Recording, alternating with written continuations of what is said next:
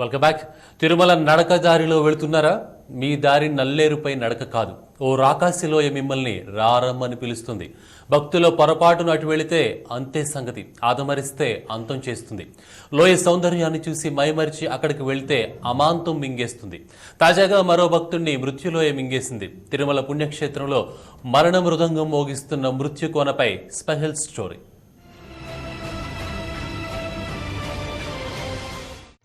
ఇది తిరుపతి నుంచి తిరుమలకు వెళ్లే కాలిబాట.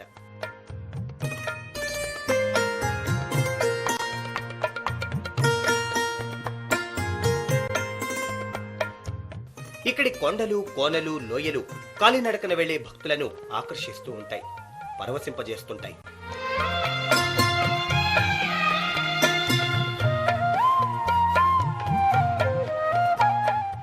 ఈ ప్రకృతి పరవశం మాటున ప్రమాదం కూడా పొంచి ఉంది.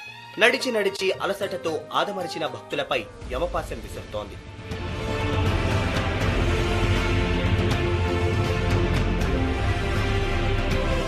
తిరుమల నడకదారిలో మరణ మృదంగం మోగిస్తోంది మృత్యులోయ. అదే భక్తుల గుండెల్లో గుబులు పుట్టిస్తున్న అవ్వాచారి కోన. 1000 అడుగుల లోతున్న రాకాసి లోయ ప్రమాదవశాత్తు పడ్డా లేదా కావాలనే దూకినా డెడ్ బాడీ కూడా దొరకడం కష్టమే. తిరుమల నుంచి కొండ దిగుతున్నప్పుడు 2వ మలుపు దగ్గర ఈ అవ్వాచారి కోన ఉంటుంది.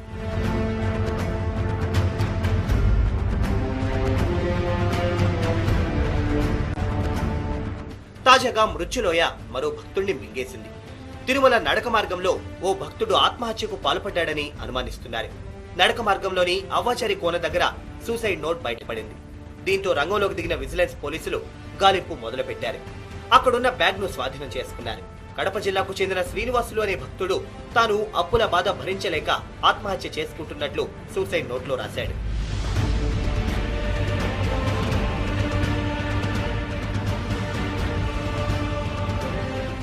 గతంలో అవ్వాచారి కోన ఎందరినో అంతం చేసింది. చాలా మంది భక్తులను పొట్టన పెట్టుకుంది. ఈ ఏడాది జనవరిలో ఓ భక్తుడు కాలినడకన కొండెక్కుతూ ప్రమాదవశాత్తు లోయలో పడ్డాడు. మొదటి ఘాట్ రోడ్ లోని అవ్వాచారి కోన దగ్గర తెల్లవారుజామున 4:45 ఈ ఘటన జరిగింది. నెల్లూరు జిల్లా కావలికి చెందిన శ్రీనివాసరావు అనే భక్తుడు తిరుమల కాలిబాటలో వెడుతుండగా లోయలోకి జారిపడ్డాడు.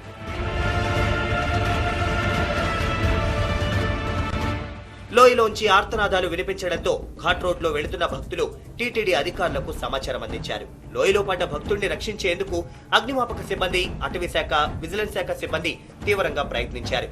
అయినా అతన్ని బయటకు సురక్షితంగా తీసుకురావడం అసాధ్యమైంది. అదే సమయంలో అటుగా వెళుతున్న ఆక్టోపస్ సిబ్బంది వచ్చి రక్షణ చర్యలు చేపట్టారు.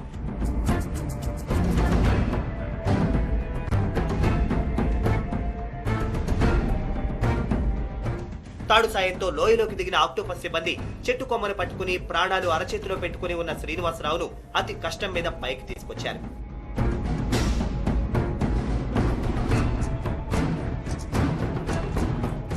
శ్రీనివాసరావును రక్షించే ఆపరేషన్ లో ఎంతో ఉత్కంఠ చోటు చేసుకుంది. అవ్వాచారి కోన దగ్గర లోయ లోతు సుమారు 1000 అడుగుల వరకు ఉంటుంది. ఇంతటి లోతున్న లోయలో పడితే బతికి బట్ట కట్టే ఛాన్సే లేదు. కానీ శ్రీనివాసరావు చెట్టును పట్టుకుని ఉండిపోవడంతో ప్రాణాలతో బయటపడ్డాడు. కొద్దిపాటి గాయాలతో కోలుకున్నాడు.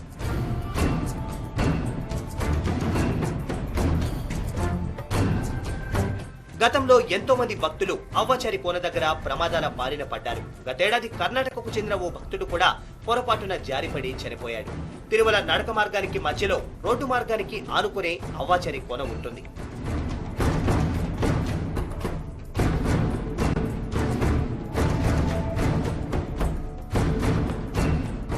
కర్ణాటకకు చెందిన రామస్వామి అనే భక్తుడు 5 గంటల పాటు మృత్యువుతో పోరాడి ఓడిపోయాడు. టీటీడీ సిబ్బంది వెంటనే స్పందించి కాపాడే ప్రయత్నం చేసినా మృత్యువు ఒడిలోకి జారిపోయాడు.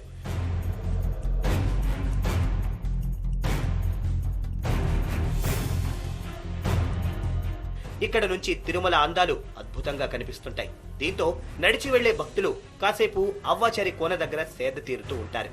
కొందరు అత్యుత్సాహంతో లోయలోకి తొంగి చూసేందుకు, దిగేందుకు కూడా ప్రయత్నిస్తూ ఉండడంతో ప్రమాదాలు సంభవిస్తున్నాయి.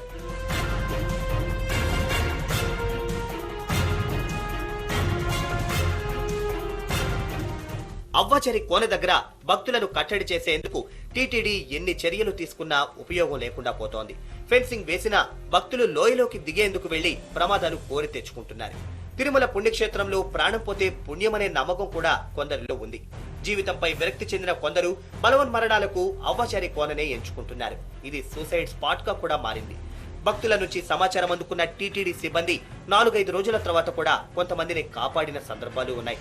అవ్వాచారి కోనలో భక్తులు పడిపోవడం లేదా ఆత్మహత్యకు పాల్పడడం పరిపాటిగా మారింది.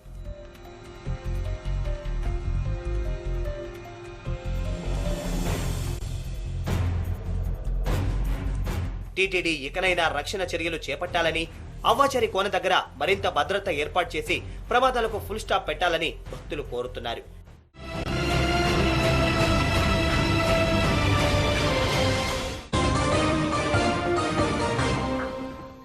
తులం బంగారం 30,000 రూపాయలు దాటింది. ఈ సమయంలో కేజీ బంగారం అతి తక్కువ ధరకు ఇస్తామంటే వద్దనేవారు ఉంటారా? ముందు సందేహించిన ఆశతో ప్రొసీడ్ అవుతారు. ఈ లాజిక్ తోనే పని ఇచ్చిన యజమానికే పంగనామాలు పెట్టారు ఇద్దరు కంత్రిగాళ్లు. రాజస్థానీ వన్నే బంగారం అని చెప్పి 19 లక్షల రూపాయలు దండుకున్నారు. కానీ కాకీల ఎంట్రీతో డామిట్ కథ అడ్డం తిరిగింది.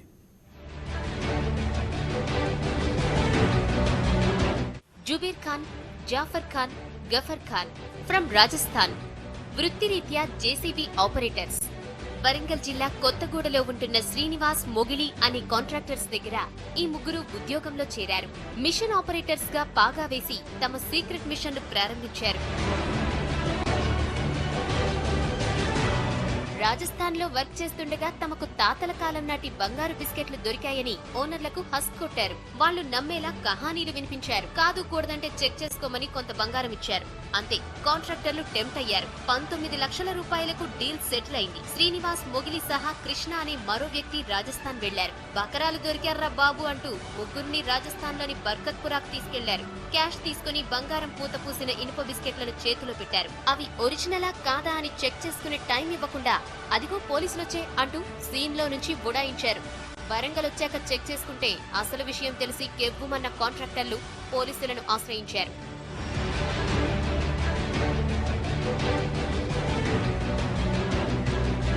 నిందితులను అరెస్టు చేసిన పోలీసులు కేజీ నకిలీ బంగారం, 6 లక్షల అసలు కరెన్సీ, ఓ బొలెరా వాహనం స్వాధీనం చేసుకున్నారు. వాళ్ళు ఈ భరత్పూర్ నుంచి వచ్చి మా తాతల నాటి కొంత గోల్డ్ మా దగ్గర ఉంది, 19 lakhs తగ్గట్టు మనీ మీరు మాకు ఇస్తే మేము ఆ గోల్డ్ మీకు ఇస్తాము అని చెప్పేసి ఆశ చూపించారు. మొదట్లో వీళ్ళు నమ్మలేదు, కానీ తర్వాత వాళ్ళు తక్కువ గ్రామ్స్ ఉన్న కొంత మేలిం బంగారం తీసుకొచ్చి చూపించేటప్పటికి వీళ్ళు నమ్మి 19 lakhs కలెక్ట్ చేసుకొని వీళ్ళు ముగ్గురు భరత్పూర్ వెళ్ళి ఈ 19 lakhs ఇచ్చి వాళ్ళు ఇచ్చినటువంటి నకిలీ బంగారం తీసుకురావడం జరిగింది. గఫార్ ఖాన్, జాఫర్ ఖాన్ వాళ్ళిద్దరిని 5,81,000 వర్త్ క్యాష్, ఆ తర్వాత వాళ్ళు చూపించిన ఫేక్ గోల్డ్, ఆ తర్వాత ఒక Bolero vehicle around 3.2 lakhs worth Bolero వెహికల్తో ఈ మొత్తం కలిపి సీజ్ చేయడం జరిగింది. డెట్ చీప్ గా వస్తుందని టెంప్ట్ అయితే ఇలాంటి మోసాలే జరుగుతాయి. తస్మాత్ జాగ్రత్త.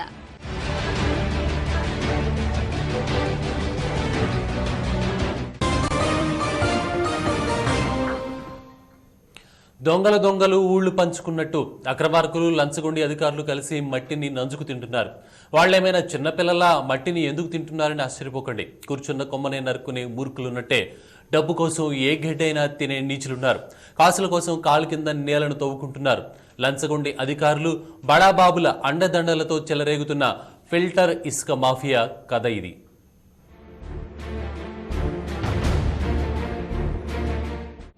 కృషి ఉంటే మట్టిలో నుంచి మాణిక్యాలను తీయచ్చనేవారు వెనుకటి పెద్దలు. కలికాలం కదా, ఈ మాటనే మార్చేశారు కొందరు ప్రబుద్ధులు. పెడబుద్ధితో మట్టిని సైతం మనీగా మలుచుకుంటున్నారు. ఇదిగో ఈ ఫిల్టరింగ్ ఆ కుట్రలో భాగమే.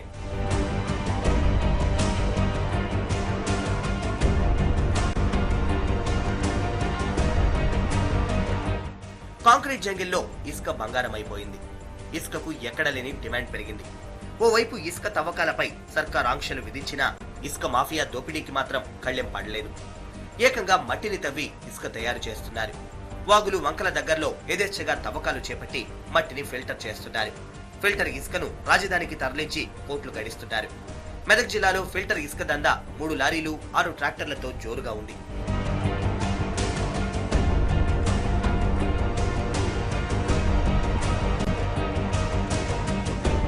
సంగారెడ్డి, పటాన్చెరు, తూప్రాన్ ఏరియాల్లో ఇసుక ఫిల్టర్ల హవా కొనసాగుతోంది. టిప్పర్లు, లారీలు, జేసీబీలతో రచ్చరచ్చగా మారిన కచ్చే రోడ్లు కనిపిస్తాయి. ఇంకాస్త లోపలికి వెళితే ఫిల్టర్ ఇసుక సెటప్ కనిపిస్తుంది. మట్టిని తవ్వి ఇదిగో ఇలా ఇసుకను ఫిల్టర్ చేస్తున్నారు. ఈ కేంద్రాల నుంచి హైదరాబాద్ సహా ఇతర పట్టణాలకు రోజుకు వేల సంఖ్యలో ఇసుక లోడ్లను తరలిస్తున్నారు. అడ్డదారి సంపాదన కోసం ఏ గడ్డి కరవడానికైనా రెడీగా ఉండే అక్రమార్కులు ఫిల్టర్ ఇసుక వ్యవహారాన్ని ఓ ఇండస్ట్రీగా మార్చేశారు. అడిగే వాళ్ళు లేరు, అడ్డుకునే వాళ్ళు అసలే ఉండరు. అధికారులను మనీతో మేనేజ్ చేస్తున్నారు. ఎవరైనా నిలదీస్తే ఇసుక మాఫియా గ్రామస్తుల మధ్య గొడవలు రేపుతోందని వాపోయారు స్థానికులు. కళ్ల ముందు ఇంత దందా జరుగుతున్నా ఏ అధికారి కన్నెత్తి కూడా చూడటం లేదని ఆరోపించారు.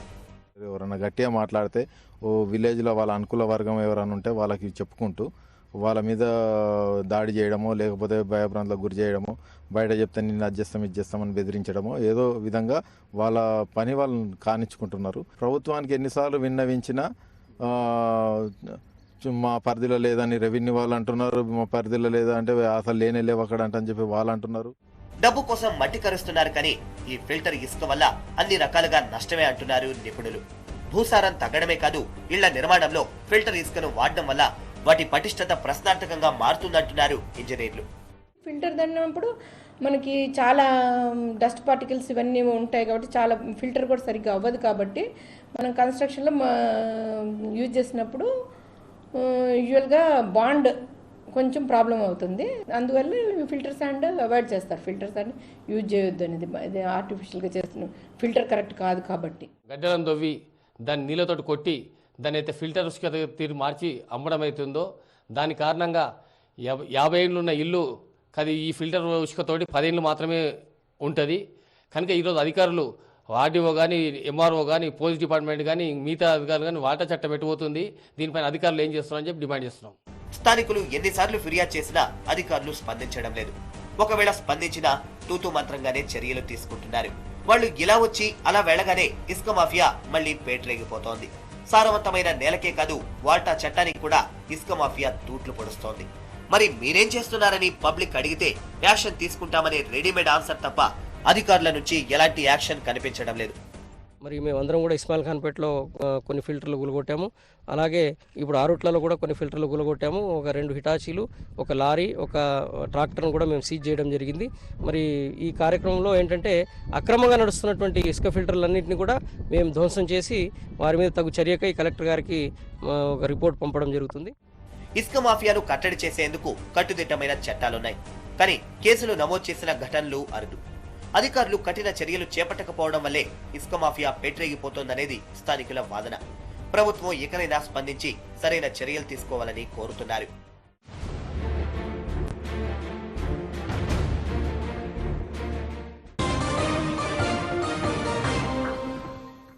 పాక్ ఆక్రమిత కాశ్మీర్లో మళ్లీ రెచ్చిపోయారు ఉగ్రవాదులు. భారత్కు వ్యతిరేకంగా జమాత్ ఈ ఇస్లామీ, హిజ్బుల్ సంస్థలు భారీ ర్యాలీని నిర్వహించాయి.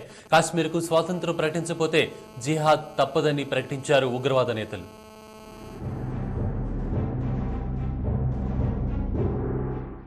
పాకిస్తాన్ ఆక్రమిత కాశ్మీర్లో ఉగ్రవాద శిబిరాలు యథేచ్ఛగా కొనసాగుతున్నాయి. ముజఫరాబాద్లో టెర్రరిస్టులు భారత్కు వ్యతిరేకంగా భారీ ర్యాలీ తీశారు. కార్లు, ద్విచక్ర వాహనాల్లో వేలాది మంది టెర్రరిస్టులు ఈ ర్యాలీకి హాజరయ్యారు. భారత్ వ్యతిరేక నినాదాలతో ముజఫరాబాద్ దద్దరిల్లింది.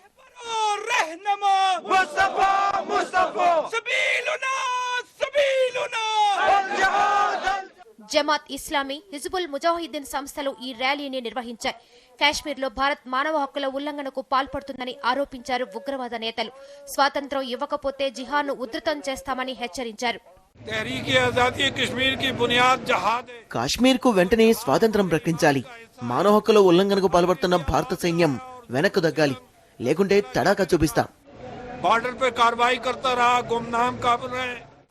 ఇద్దరు భారత జవాన్ల హత్యతో ఇప్పటికే వాస్తవ నియంత్రణ రేఖ దగ్గర తీవ్ర ఉద్రిక్త పరిస్థితులు నెలకొన్నాయి. ఓవైపు భారత ప్రభుత్వం ఈ ఘటనపై బగ్గుమంటుంటే, తాజాగా ఉగ్రవాదుల ర్యాలీకి పాక్ ప్రభుత్వం అనుమతివ్వడం రెచ్చగొట్టినట్లయింది.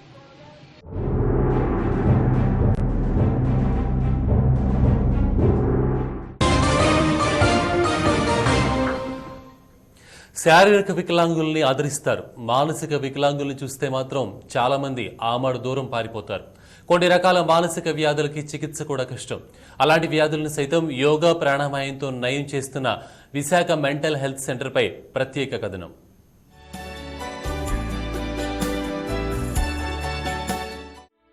ఇది విశాఖ పెద్దవాల్తేరులో ఉన్న మెంటల్ హెల్త్ సెంటర్. రాష్ట్రం నుంచే కాదు, పొరుగున ఉన్న ఒడిశా, ఛత్తీస్గఢ్ రాష్ట్రాల నుంచి కూడా మానసిక రోగులు ఈ హాస్పిటల్ కి వస్తూ ఉంటారు. కుటుంబ సమస్యలు, మానసిక ఒత్తిళ్లు, నరాల బలహీనతతో మానసికంగా ఎదగని వ్యక్తులకు ఇక్కడ ట్రీట్మెంట్ లభిస్తుంది.